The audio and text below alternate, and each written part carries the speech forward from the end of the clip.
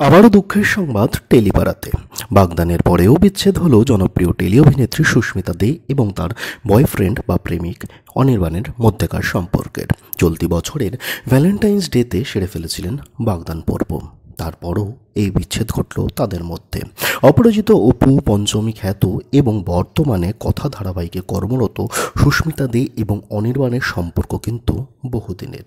অভিনেত্রী হওয়ার আগে থেকেই তাদের মধ্যে সম্পর্ক। অভিনেত্রী সুস্মিতা দের বয়ফ্রেন্ড অনির্বাণ কিন্তু কোনোভাবেই অভিনয় জগতের সঙ্গে জড়িত নয়।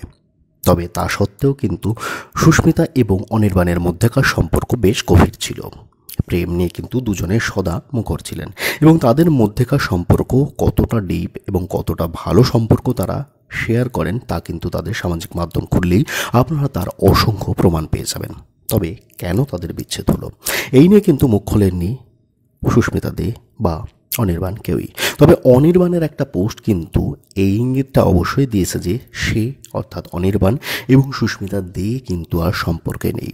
সম্প্রতি তার সামাজিক মাধ্যমে অনির্বাণ পোস্ট মারফত জানিয়েছেন সুস্মিতা দে সম্পর্কিত কোনো রকম পোস্টে যেন তাকে না জানানো হয়, তারা আলাদা আছেন।